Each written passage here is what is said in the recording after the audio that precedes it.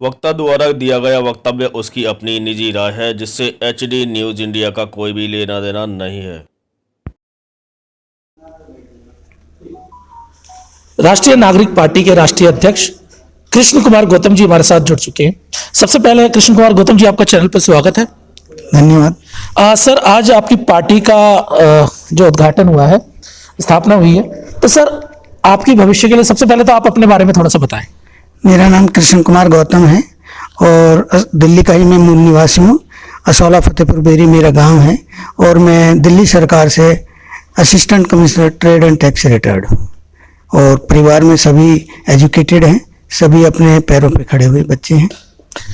Sir, आपने अपना परिचय बताया, साथ में पार्टी जो आपने आज स्थापना करी है उसके उद्देश्य को थोड़ा। उसका उद्देश्य है कि मतलब जो देश के नागरिक हैं उनको जो संविधान का जो प्रियम्बल है, उस प्रियम्बल पर पहले उसको लागू कैसे करा जाए ताकि आम नागरिक को उसका फायदा मिल सके। सर, लगातार देश के अंदर अनेकों पार्टियां बनती हैं और अब तो मैं ये कह सकता हूं कि इतने देश के अंदर विधानसभाएं नहीं होंगी जितनी पॉलिटिकल पार्टियां बन चुकी हैं, तो आपकी पार्टी इनसे अलग कैसे है?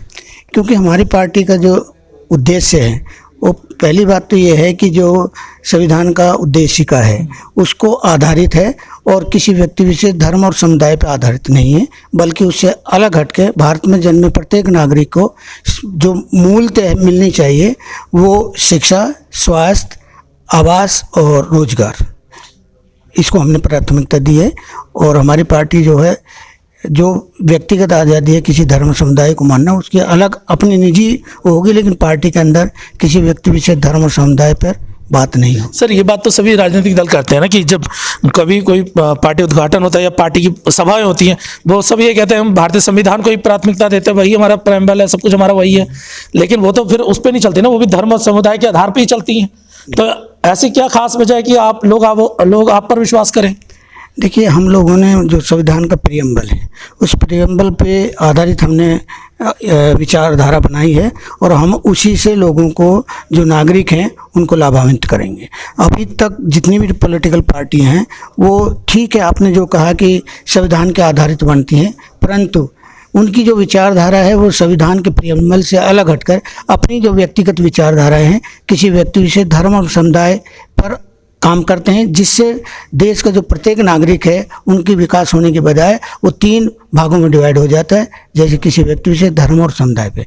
तो राष्ट्रीय नागरिक पार्टी ऐसा कोई काम नहीं करेगी, ना ही ऐसे किसी उसको सम्मिलित होने देगी जो किसी व्यक्ति विशेष धर्म और समुदाय की बात करते। नहीं, हर पार्टी को किसी न किसी जाति का, किसी न किसी धर्म का नेता बनाया जाता है ना, अलग अलग प्रकोष्ठ विंग बनाई जाती हैं, तो क्या आपकी पार्टी में प्रकोष्ठ विंग नहीं होंगी?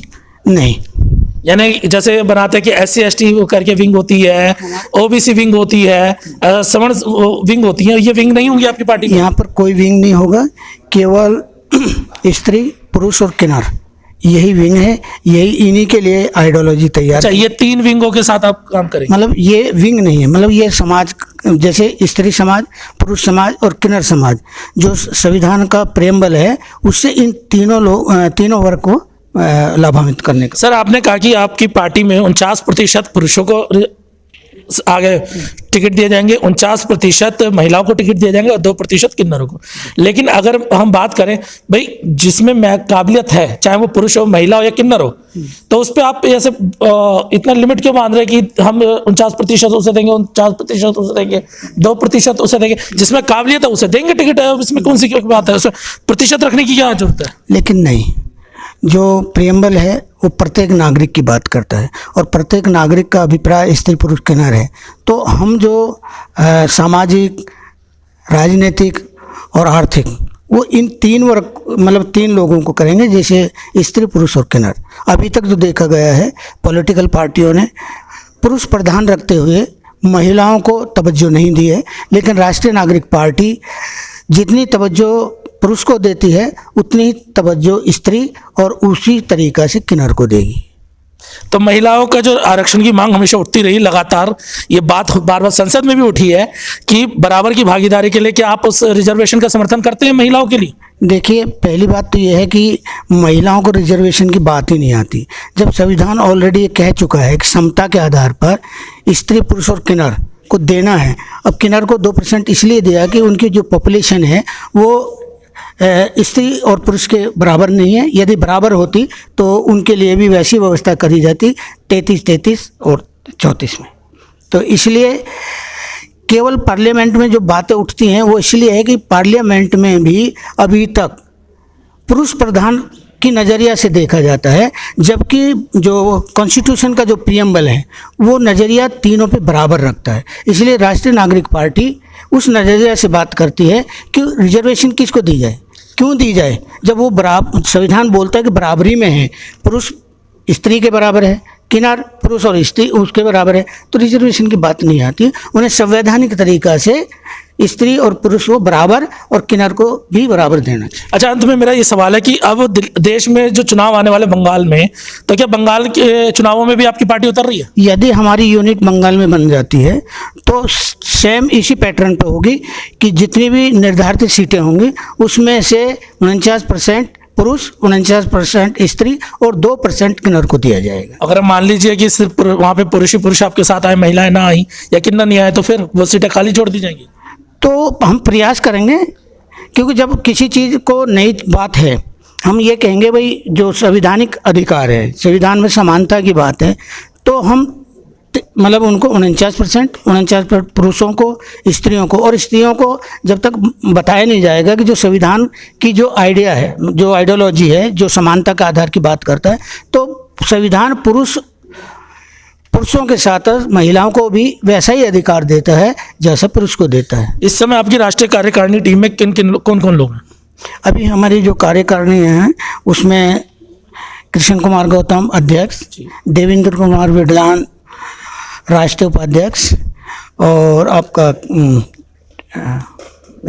रिंकू रामनिवास महासचिव, और अभी आप किससे मिले होंगे, अमित सिंह वो कोषाध्यक्ष है। आपकी राष्ट्रीय कार्यकारिणी में भी महिला नहीं है? अभी जो चीज़ स्टार्ट करी है, क्योंकि हर आदमी ये देखता है कि भाई अगर मुझे बनी बनाई गाड़ी मिल जाए तो उससे ज़्यादा इनके साथ समय बर्बाद करने के बाद बनी बनाई गाड़ी में चलना चाहेंगे। तो इसलिए हमारा प्रयास है, हमने तब भी ये कोशिश करी थी कि भाई हमें महिलाएं भी मिलें, लेकिन अगर महिलाएं नहीं मिली हैं, लेकिन आइडियोलॉजी तो हमने चेंज नहीं करी है कि अगर महिलाएं नहीं मिली हैं तो हम उनके लिए प्रयास नहीं करेंगे। हम पूर्णतः प्रयास करेंगे कि महिलाओं को भी पार्टी के अंदर समता के आधार। सर, किसी भी इमारत को बनाने के लिए नींव तो मजबूत रखनी पड़ेगी ना, तो उस नींव में महिला तो होना जरूरी था। अगर हो सकता अगर आपके पास महिला कोई कार्यकर्ता नहीं थी तो आप अपने परिवार के किसी उस महिला सदस्य को भी रख सकते थे। नहीं, वैसे तो पार्टी के अंदर महिलाएं हैं, तकरीबन 5-6 महिलाएं हैं। ऐसा नहीं है कि हमने महिलाओं को तवज्जो ही नहीं दी है, तो उनको भी हमने रखा। लेकिन जैसे जैसे पार्टी की विचारधारा के लोगों को पता लगेगा कि राष्ट्रीय नागरिक पार्टी पुरुषों के साथ साथ महिलाओं को भी वैसा ही अधिकार देना चाहती है, तो हम उम्मीद करते हैं कि अगले दिनों में हमसे महिलाएं भी जुड़ेंगी, पुरुष भी जुड़ेंगे और किन्नर भी जुड़ेंगे। जी, धन्यवाद। तो ये हमारे साथ थे कृष्ण कुमार गौतम जी, जो राष्ट्रीय नागरिक पार्टी के राष्ट्रीय अध्यक्ष हैं। और आने वाले समय में देखा जाएगा, जब दिल्ली के भी चुनाव आएंगे, कोलकाता के चुनाव इसी साल होने वाले हैं, तो देखा जाएगा कि राष्ट्रीय नागरिक पार्टी अपने कितने उम्मीदवारों को चुनाव में लड़वाती है। और बाकी का तो फैसला आप लोगों ने ही करना है कि वोट किस तरफ ट्रांसफर होगा।